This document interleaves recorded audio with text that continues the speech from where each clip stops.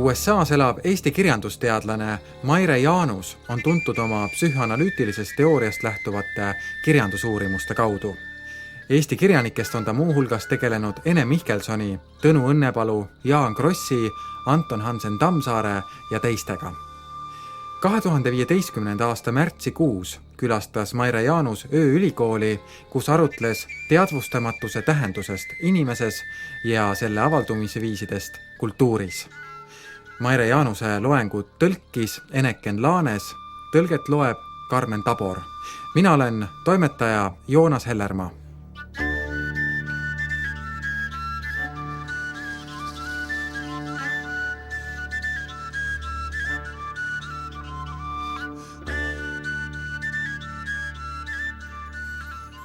Ja võib-olla alustuseks ma tahakski küsida, et ehkki me nüüd räägime ikkagi lõpuks inglise keeles, et kui palju sa eesti keelt praegu oskad ja kas sa saad lugeda eesti kirjandust eesti keeles?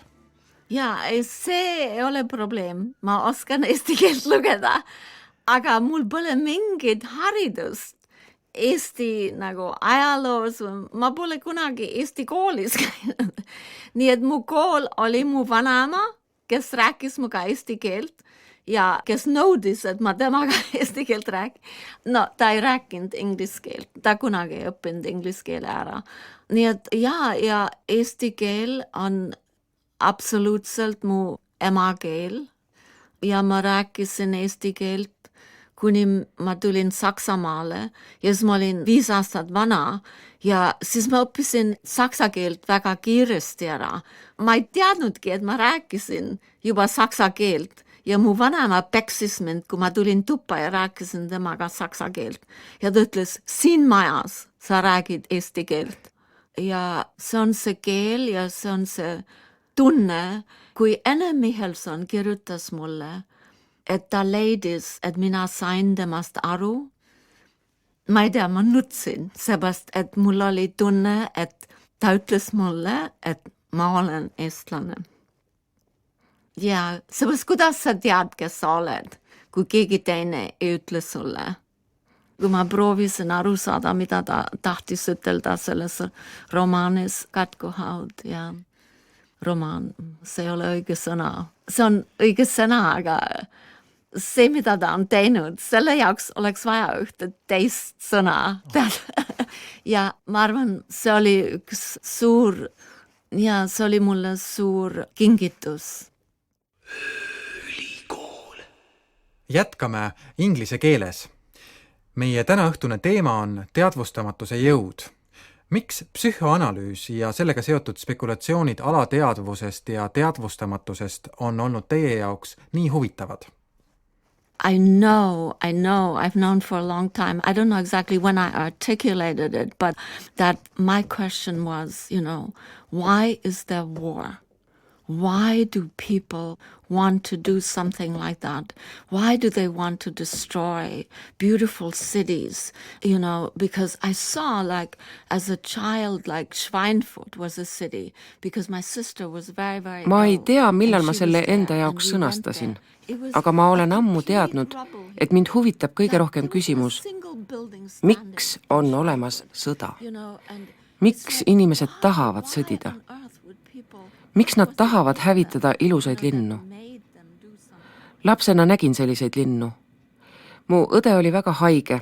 Ta oli Schweinfurti haiglas ja me käisime teda seal vaatamas. Schweinfurt oli täielikult varemeis. Seal ei olnud ühtki maja püsti. Miks? Taeva päralt. Miks? Mis inimestel arus oli, et nad midagi sellist tegid? And so initially my idea was to study history when I went as an undergraduate.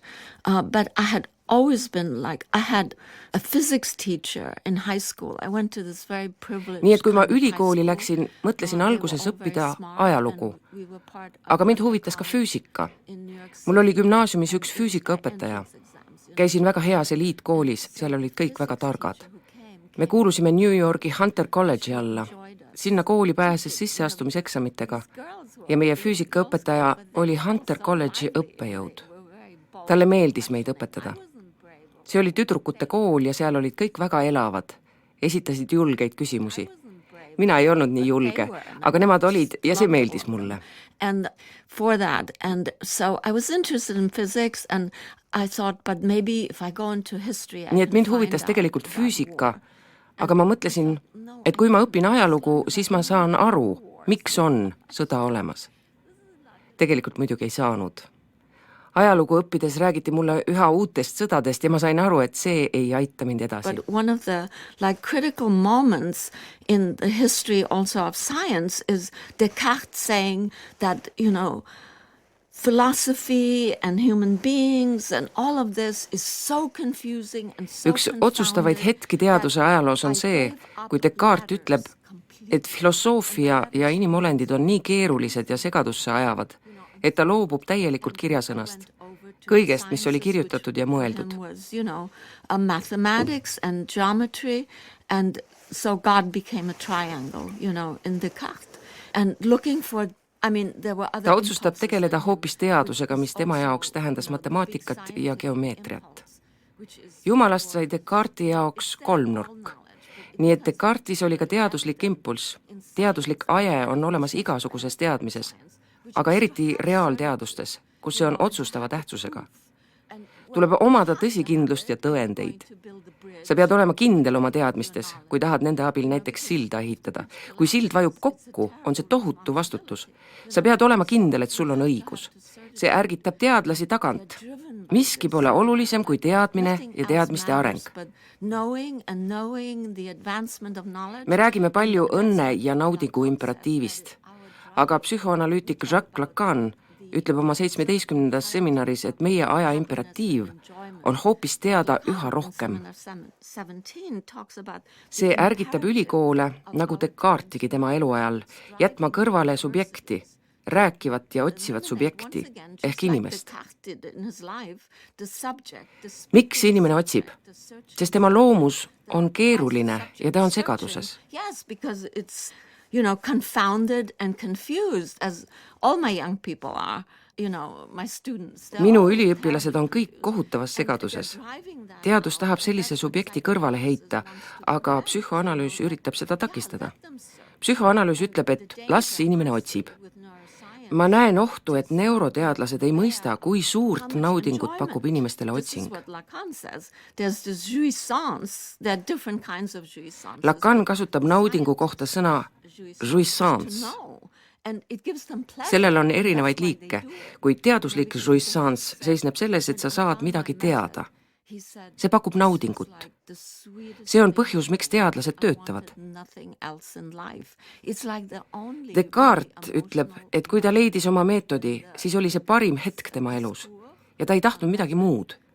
See on ainus emotsionaalne hetk Descartesi raamatus arutlusmeetodist.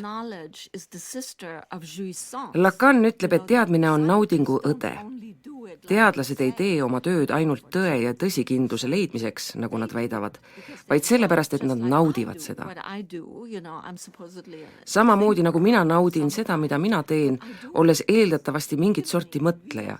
Ma teen seda, sest see pakub mulle tõelist naudingut, annab tõelise laengu. And I remember reading once an article with a measurement of that high. Lugesin kunagi ühte artiklit, kus räägiti, et see nauding on sama tugev kui narkootikumidest saadav nauding.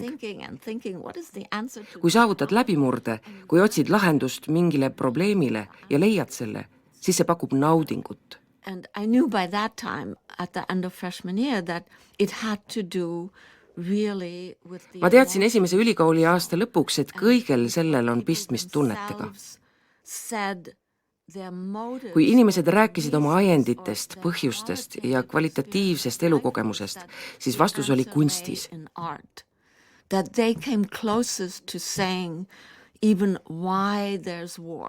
Kunst oskas kõige paremini vastata küsimusele, miks sõda on olemas. Loominguline impulss annab kunstnikele võime sõnastada oma kogemusi ja mõtteid. That was like the truth. And in psychoanalysis, that's what Psühhoanalüüs tegeleb selle samaga. See püüab tuua inimeses välja parimad tunded ja mõtted. Nii et nad saaksid sõnastada oma kogemusi ja teha siis paremaid otsuseid, kuidas elada, ilma et keegi vahele segaks. ilma et keegi neile midagi ette ütleks. About how to live without interference, without anybody telling them, that there's no... Ei ole olemas programmi või doktriini, mille järgi hästi elada. See tuleb igaühel ise avastada. Ma tundsin, et mulle pakkus seda kirjandus.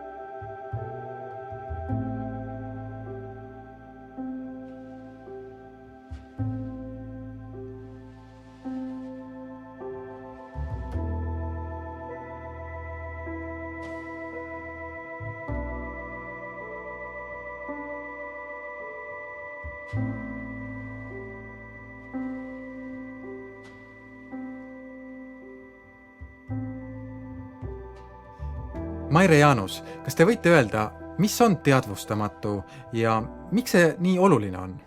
Because it's a revelation of those deep instincts that create war and that create war even in a family situation. See on nende sügaval asuvate instinktide avaldumine, mis põhjustavad sõda. Sõda isegi pereringis või inimeste elus. See, mis katkestab sidemed inimeste vahel. Tüli sõprade vahel, mis lõpeb vaenuga. Tüli kahe mõtleja vahel, mis tekitab vihkamist, vaenu teise maailma nägemise suhtes. Tuleb ligi pääseda neile põhilistele aedele meie enda sees. Kõik need impulsid on seotud naudingu ja valuga. Meie enda naudingu ja valuga. That you have to get a hold of those basic impulses in yourself, and all those impulses are tied to pleasure and pain, and they're tied to your own pleasure. Psühhoanalüüs ei õpeta midagi muud, kui tundma iseennast, selitama neid asju enese sees. Lacan ütleb, et me ei saa oma instinkte kunagi täielikult valitseda või end neist terveks ravida. Aga me saame neid teatud määral kontrollida. Ja võib-olla annab see meile lõpuks aimu ka sõjast. But you can win some degree of control over it. And maybe then that will ultimately give us clues about how socially, we try by law and we try by war to stop war, we've tried with war. Me oleme proovinud astuda sõja vastu seadustega ja sõja endaga. Me oleme proovinud lõpetada sõdu sõdadega. Esimene maailmasõda pidi lõpetama kõik sõjad. Lõpetama ühe agressiooni tugevama agressiooni abil. Aga see kerkib meis kõigis üha uuesti esile. Kui me suudaksime paremini mõista ja teoritiseerida, miks nii paljud meist on vahel agressiivsed individuaalsel tasandil, siis saaksime me ehk kollektiivselt mõelda, mida teha, et lõpetada agressioon kollektiivsel tasandil. What better thing to do to stop it on the collective level? Because right now, in fact, we're in that situation with ISIS. They have created a situation for themselves. Praegu oleme just sellises olukorras ISISega. Nad on pannud ennast täiesti loomuvastasesse olukorda. Jumalast on saanud saatan. Ja nagu nad internetis kirjutavad, nende eesmärk on tappa kõik ameeriklased ja eurooplased. See on kokku üle miljardi inimese. See on nende kutsumus. See on rohkem kui Hitler, Stalin ja Mao kokku tapsid. See ongi surmatung. Me ei peagi rääkima teadvustamatust, see on täiesti nähtaval. See on see, mida Lacan lõpuks ütles. Reaalne on alati olemas. Me lihtsalt ei näe seda, ei oska seda ära tunda. Me mõtleme endiselt, kuidas oleks õige reageerida. mõned ütlevad, et tulgu mis tuleb, aga sõda ei ole abinõu. Aga mis siis üle jääb? Kas laseme end lihtsalt ära tappa? Meil ei ole vastust. Muud lahendused on valikuline pommitamine ja droonid, siis aga hukkuvad paljud süütud inimesed. Nii et me ei tea, mida teha. I'm a European American, it's like, see, we don't have the answer. We don't have the answer. And the others are, selective bombing and drones and then you kill all these other people who are innocent and like we don't know what to do. At least psychoanalysis and Lacan changed like the Western accent. Psühhoanalüüs ja Lacan nihutasid läänemaailma mõtte eemale õnnest ja täiusest. Lacan kritiseerib seda arusaama kõige paremini, kui ta nimetab Hegelit kõigi aegade suurimaks hüsteerikuks ja lööb temast lahku. Hegel mõtles, et käies seda rada, mille kristlus on meile kätte näidanud, jõuame taevasse. See oli muidugi maapealne taevas ja Hegel arvas, et me jõuame sinna teadmiste ja teadvuse kaudu.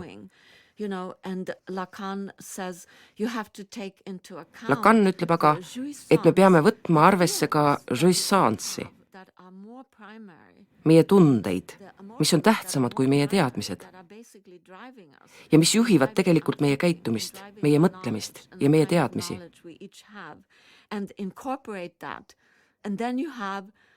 Alles seda arvesse võttes on võimalik mõista inimolendi keerukust, paradoksaalsust, kahetisust, armastuse ja vihkamise kombinatsiooni. Kui Lacan mõtles sellest tunnete, õnne ja õnnetuse sasipuntrast, tõi ta oma mõtlemisse kuradi, aga temast ei saanud kunagi Schopenhauerit. But he never became like Schopenhauer or somebody, or like Kierkegaard talks about against the man who despairs, who doesn't have God, Taani filosoof Søren Kierkegaard kritiseerib oma raamatus Kartus ja värin inimest, kes on meeleheitel, kellel ei ole Jumalat. Nagu vend Ivan Dostojevski romaanis Vennad Karamaazovid, kelle jaoks on kõik mõttetu ja kes läheb hulluks, jõuab oma mõtlemisega ummikusse. Lacan võtab küll arvesse inimhinge tumeduse, saatanliku poole, kuid ütleb, et me läheme sealt edasi. Me jõuame reaalseni iseendas. Meil ei ole millelegi toetuda, aga me läheme edasi. Kaevume sügavamale teadvustamatusse ja püüame aru saada, milline on see reaalne teadvustamatu, mis on seatud meie tunnetega. Mitte rääkiv teadvustamatu. Võib-olla neuroteadus aitab meid. And we can't get at the truth because the truth keeps like dividing, like scientists find a truth. Lacanil on üks mõiste, mitte ilma. Lacan ütleb, et meil ei ole tõde ja me ei jõua kunagi selleni, sest see hargneb pidevalt. Teadlased jõuavad tõeni, avastavad genoomi, aga siis tuleb epigenoom ja nad peavad edasi uurima. Aga ravimifirmad haaravad kinni esimesest tõest ja toodavad ravimeid toetudes nendele poolikutele tõdedele, et aju kontrollida. Neuroteadus on jõudnud nii kaugele ja just seepärast on tähtis, et humanitaarteadlased võtaksid sõna aju medikaliseerimise vastu. Juba praegu antakse Ameerikas lastele igasuguseid ravimeid selleks, et aju korda teha, kui midagi näib valesti olevat. Minu jaoks on see kohutavalt vale. Kohutav sekkumine inimese arengusse. There is a line where Gilbert says that despite the horror of the world, that we must still acknowledge the light. Mul on taskus üks luuletus. Ameerika luuletaja Jack Gilbert ütleb, et hoolimata maailma õudustest peame hindama rõõmu, kui me seda kogeme. Me ei tohi eitada õnne. Ta ütleb, et kui muudame ebaõigluse oma ainukeseks tähelepanu objektiks, siis me ülistame saatanat. Siis kui kibestume, kui maailm on ebaõiglane, täis halba tahet ja surmatungi. Ma muudaksin seda natuke ja ütleksin, kui me muudame ebaõnne oma ainukeseks tähelepanu objektiks, siis me ülistame saatanat. Lacani juures meeldib mulle see, et ta ütleb, et me oleme küll ummikus, meil ei ole vastuseid, aga me läheme edasi. Meil on tahe, meil on õnn.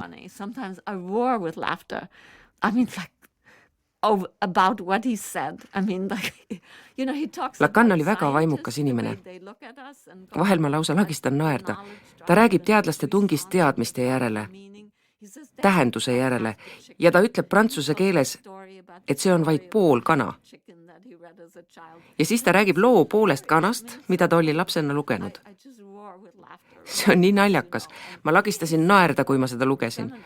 Oma 20. seminaris räägib ta sellest, kuidas ta käis Roomas vaatamas kõiki neid kristlikke maale ja oli naerust kõveras. Et see on tung huumori järele. That impulse, it's the impulse like to joke. Like during tough times, I came here, I think the first time in 1968. I didn't dare tell my mother. Tulin esimest korda Eestisse 1968. aastal. Ma ei julgenud oma emale öelda, et ma tulin.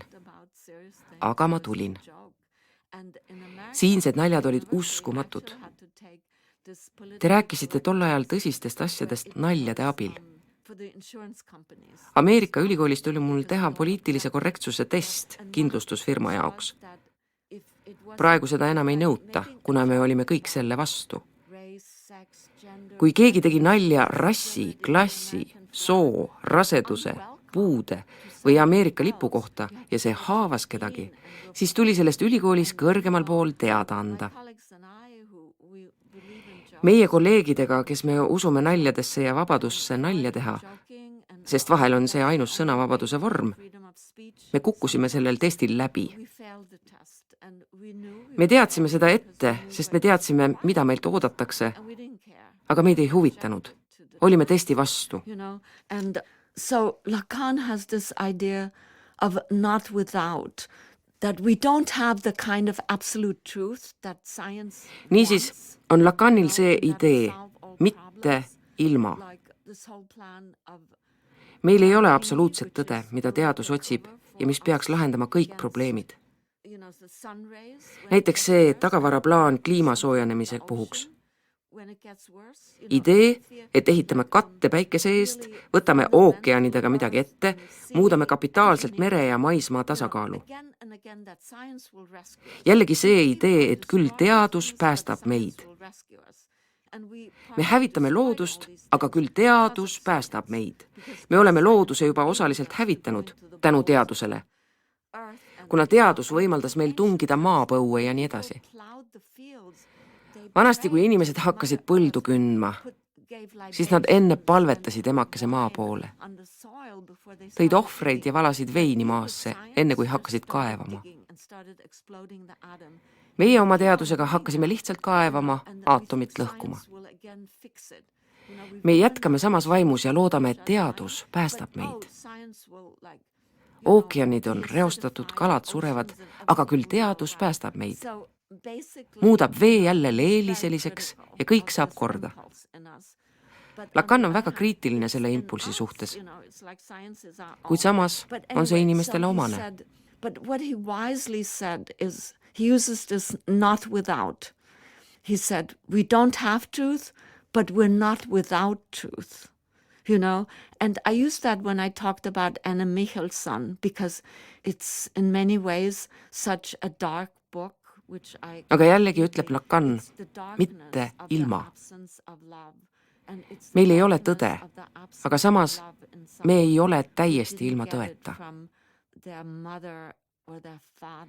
Ma kasutasin seda, kui kirjutasin Ene Michelssoni romaanist Katkuhaud. See on sünge raamat. Raamat armastuse puudumise süngusest. Armastuse puudumisest, mis jäi inimesele oma emalt, isalt või vanaisalt saamata. Saksa ja inglise kirjanik Winfried George Sebald ütleb, et kui ta vanaisa suri, siis jäi ta haigeks. Inimene jääb haigeks, kui ta kaotab kellegi, kelle armastusest ilmajäämine on tema jaoks talumatu. Ma nägin Mihkelsoni raamatuga nii palju vaeva, sest ma tundsin, ise sellest aru saamata, et Mihkelson on kohtunud reaalsega, talumatuga, et ta ei olnud saanud armastust oma emalt ja isalt, sest ta oli nad kaotanud. Her was the fact that I lost my father when I was a year and 3 years old. That was when he was arrested. And that is for me really... See puudutas mind, sest ka mina kaotasin oma isa. Olin 3-aastane, kui ta kinni võeti. See oli minu jaoks võti tema loomingusse. Oma Mihkelsoni essee lõpus ütlesin ma seda, mida ma tõeliselt tundsin. Aga ma ei teadnud, miks. Essee viimane osa on armastusest ja seal ma ütlesin, et see raamat ei ole ilma armastuseta. See, kuidas peategelane otsib informatsiooni oma vanemate kohta, kuidas ta kohtleb oma tädi, kes oli reetur, kõik see ei ole ilma armastuseta. So there are 3 things for me that I really like. It's not without truth. We keep on searching for the truth and give up, though, the idea of completely finding it for now, or maybe forever. And then we have to adjust to that. Niisiis 3 asja, mis on minu jaoks tähtsad. Esiteks, mitte ilma tõeta. Me otsime tõde ikka edasi, aga loobume ideest, et me saaksime kunagi täiesti selleni jõuda. Teiseks, mitte ilma armastuseta. Me ei saa kogu armastust, mida me tahaksime, aga me saame midagi ja seda on juba piisavalt. Ja kolmandaks, mitte ilma rõõmu ja õnneta. See, millest ma rääkisin. Inimene, keda on armastatud, oskab hinnata väikseid õnnehetki. Ja need ei seisne materiaalses rikkuses, nagu Aristoteles ütles. Aristotelese jaoks seisnes see sõpruses. Ta sai aru, et vooruslikuks inimeseks saamine, mis tema jaoks tähendas mõõdukust ja rahulikkust, on nii raske, et keegi ei suuda seda saavutada ilma sõpradeta. Keep away from like war with other people and he marched with Alexander, so the great. Ta saatis Aleksander suure sõjaväge. Oli tema õpetaja. Nii et ta pidi teadma nii mõndagi sellest kohutavast impulsist inimestes. Tuleb hoida sidemeid vanematega, sõpradega, nendega, keda sa usaldad. Ma usaldan kunstnikke. Ma usaldan mõnesid filosoofe, mitte kõiki. Usaldan Hegelit vaid osaliselt, aga mitte lõpuni. Ma usaldan Lacani. I really think he's a great thinker, but he's so difficult that people give up. They learn a little and they abandon him. And just because he didn't believe he could cure, see, he doesn't believe in this. Ta on suur mõtleja ja ta on nii keeruline, et inimesed annavad alla. Loevad natuke ja jätavad pooleli. Lacan ei usu terveks ravimisse ja seepärast ei meeldinud talle Ameerika egopsühholoogia, mis arvab, et tuleb tugevdada ego ja siis sa oledki tugev ja enesekindel. See on jama. Lacan pakkus palju keerulisema mudeli inimese vaimust. See oli põhjus, miks ma liikusin Hegeli ja Freudi juurest Lacani juurde. Paljud neuropsühholoogid toetuvad Freudi teadvuse mudelile, aga nad peaksid neuroteadusest rääkides tegelikult toetuma vähemasti Lacani mudelile. Muidu lähevad nad rappa ja lihtsustavad asju. And they need to work at the minimum with the Lacanian model of the mind when they talk about neuroscience, because otherwise they're going to mess up and they're going to simplify, what they're doing. Nii et me ei saa elada ilma tõe, õnne ja armastuseta. Inimesel peab olema armastus. Kas või armastus koerte vastu, ükskõik kelle, pole oluline. Kui sul on vihkamine ja meeleheide ja sul on samal ajal võimu, nagu filosoof Francis Bacon ütles, teadmine on võim. Kui sul on võimas teadmine, siis see on ohtlik. Like Bacon said, knowledge is power. And you have that kind of powerful knowledge. That's when it's dangerous.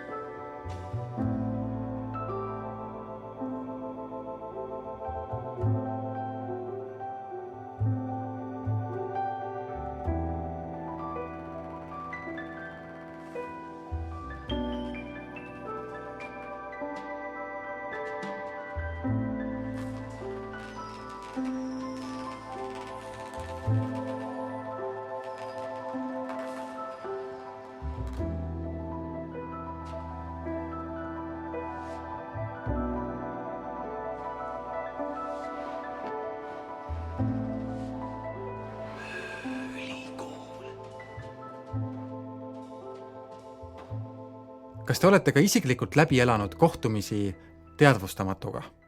Yeah. Yeah, I think I have, And okay, I'll talk about one dream. I won't say necessarily what it means, or what I think it means, but it was a dream that I was going with my grandchild. Jah, She's a girl. ma arvan, et olen. To the bus stop on Broadway. Ma räägin ühest unenäost, kuigi ma ei ütle tingimata, mida see tähendab. Ma nägin unes, et läksin New Yorgis Broadwayl oma lapselapsega. Ta on tüdruk. Bussipeatusesse. Seal oli üks mees väikese tüdrukuga. Isa sirutas käe välja ja laps hakkas seda lakkuma. Tüdruk paitas niimoodi isa kätt. Isa tuli meie poole ja mulle tundus, et ta ei saanud aru, mida tüdruk tegi. Siis ma ütlesin talle, kas te ei saa aru, et ta tahtis teile öelda, et ta armastab teid väga. Ja siis ma ärkasin üles. Laps ei saanud rääkida. Tal ei olnud sõnu. Ta pidi näitama sellisel ürgsel viisil oma kehaga, et ta armastab oma isa. Ta oli nagu väike loom. Loomad ju lakuvad oma poegi. Ta lakkus isa kätt, sest ta püüdis kõigest väest leida väljendusviisi. Ta oli nagu kass, nagu ema kass, kes tahab näidata oma armastust. See unenägu oli armastuse tuumast, õrnusest ja sellest, kuidas seda väljendada. Absolute core of love. It was about this tenderness and how do you express that? And that's like meie tsivilisatsioon on kaotanud sideme õrnusega. Me ei oska olla õrnad. Meie jaoks on tähtsad numbrid, statistika. Demokraatia ei ole suutnud leida seost armastusega. Rohkem oli õrnust ja selle väljendamist romantismi ajal, pärast klassitsismi ja selle karmust. Õrnus on armastuse tuum ja sellel on maailma muutev jõud. Minu unenägu oligi sellest. That's at the core of love and that's transformative. That was what my dream was about also, Kuidas saab inimene kohtuda teadvustamatuga iseendas? Right. Well, yeah, I mean, it's actually quite simple. I was thinking in a different way when you asked that before. See on lihtne. Kui sa enne seda küsisid, siis ma mõtlesin teisiti, aga inimene peab olema sügavalt õnnetu või kannatama sellisel määral, et see segab tema elu, tööd ja suhteid. Midagi peab valesti minema. Lacan ütleb, et reaalne on see, mis ei toimi. Ei toimi nii, et oled tõesti ummikus. see võib olla lahkuminek abikaasast või midagi hullemat, nagu lapse surm, inimese enda haigus, töö kaotus. Aga sa pead kannatama. Lacan ütleb, et kui oled tavaline neurootik nagu Woody Allen, ei vaja sa mingit ravi. Lacan oleks ta minema saatnud ja öelnud, et mine tee oma kunsti. Kui oled neurootik, siis elu ise ravib sind. Lacani teraapiasse minnakse siis, kui kannatatakse. Vahel võib põhjus olla üsna lihtne. I think you go into the clinic, the Lacanian clinic, when you are actually suffering. And it can be like very mild. I mean, I recently went back into analysis, not Lacanian, but just with, I was searching like, who should I find? And I found an old friend who had turned into an analyst. And it was Läksin hiljuti uuesti teraapiasse, mitte lakanistlikku, tavalisse teraapiasse. Otsisin kaua, kelle juurde minna. Ja siis leidsin ühe vana sõbra. Mul oli väga lihtne mure. Mu tütar kolis oma abikaasaga Londonisse. Ma olin väga lähedane tema vanima tütrega. Nägin teda 3-4 korda nädalas. Ta läks ära ja ma kartsin, et nad jäävadki välismaale. Mu tütar teatas sellest ootamatult ja ma olin meeleheitel. See oli side, mille kaotamine oleks olnud minu jaoks väljakannatamatu. Ilmselt mu enda elu pärast. Ma ei suutnud taluda mõtet, et see väike tüdruk läheb ära. Olin nii õnnetu, et pidin minema psühholoogi juurde. Ma ei olnud 20 aastat teraapias käinud, aga see viis taas sinna. See oli liig.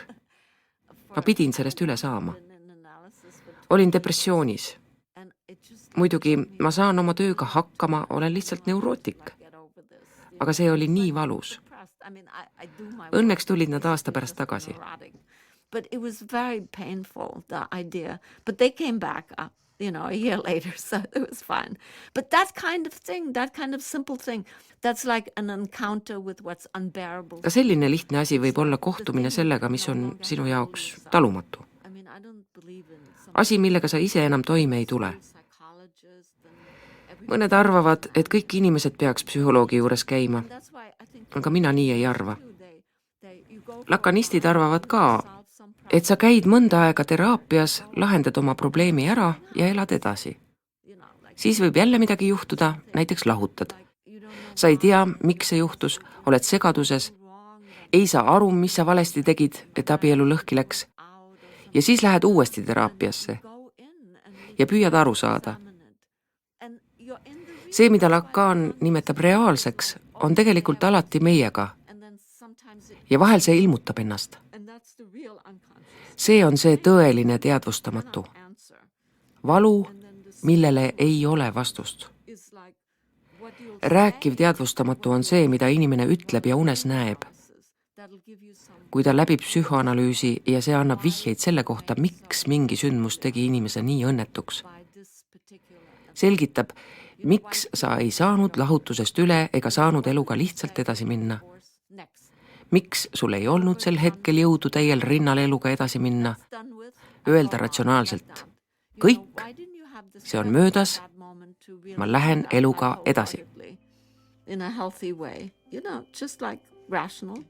Okay, so that's over, that's done with, next, to go on.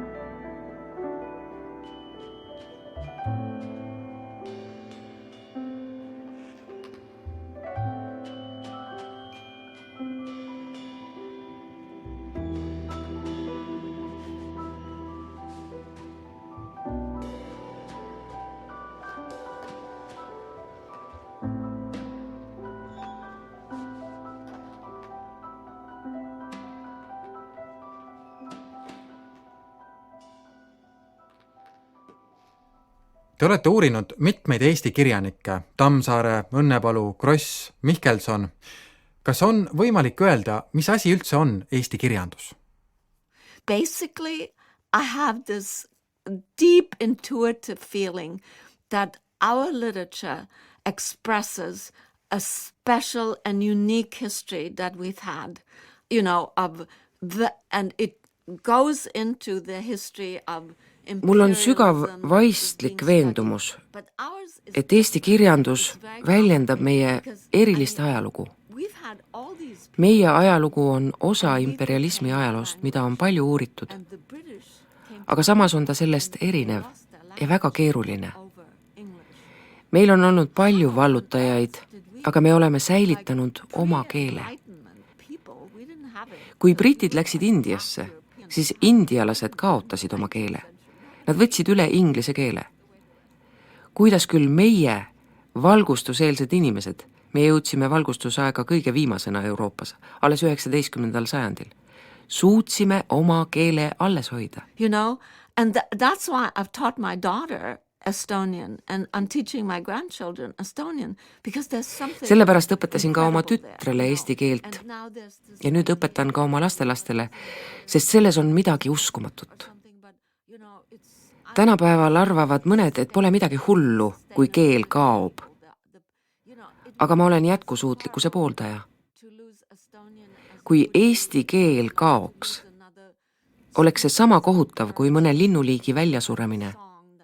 Kui ööbik sureks välja ja me ei saaks enam ööbiku laulu kuulata. Jätkusuutlikkuse toetajad ütlevad, et me juba loome maailma, kus ei ole enam linde. Mu lapselaps küsis mult, et kas ma tean, et varsti ei ole enam puid. Ma küsisin, kust ta seda kuulis.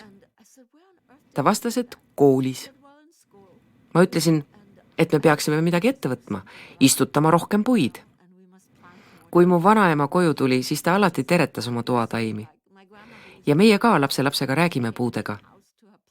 Kui puu on kidur, siis ütleme talle, et ta pingutaks ja katsuks kevadel lehte minna. Nüüd on mu tütre-tütar ratsionaalne, aga ta küsib ikka, kuidas puudel läheb. Do its best to get the leaves on itself also in the spring, And now she's like rational now. So she says, yeah, well, how are the trees doing, and so on. But the thing is that there is something in the Estonians and in how Eestlastes ja selles, kuidas nad oma hinges tulid toime nende imperialistlike vallutustega, rõhumisega, mida nad pidid taluma, see, millest kirjutab Ene Mihkelson, on midagi erilist. Minu arvates on Eesti kirjandus sama suur kui ükskõik milline suur kirjandus. Ja ma ei tunne, et oleksin suutnud lõpuni avada nende kirjanike loomingut, keda sa nimetasid. Ma ei teadnud piisavalt palju nendest teoreetilistest ideedest, mida ma kasutasin. Andsin oma parima, kasutades oma teadmisi psühhoanalüüsist, aga see pole kaugeltki täiuslik. Aga ma arvan, et kui me Eesti kirjandusest kirjutame, on väga oluline kõrvutada seda kartmatult kõige suuremate kirjandustega. Sest see on suur kirjandus. Meil ei ole hulga mõttes palju suurt kirjandust, sest me oleme väiksed. Aga see on väga hea. Nagu ütleb ühe Pennsylvania firma tunnuslause, me oleme väiksed, aga me teeme suuri asju. The way Estonia came out of 50 years of having to be somebody else. See, kui kiiresti Eesti sai üle sellest, et ta pidi 50 aastat olema midagi muud kui see, mis ta tegelikult oli, on kuidagi seotud selle suure ajaloolise segunemisega. Alati, kui ma eestlastega kohtun, mõtlen, et nad on nii targad. Ma usun eestlastesse. Me jäime ellu ja me teame nii mõndagi ellujäämise kohta. Ilmselt on see meil geenides. And we know something about survival. And it must be in our genetic material.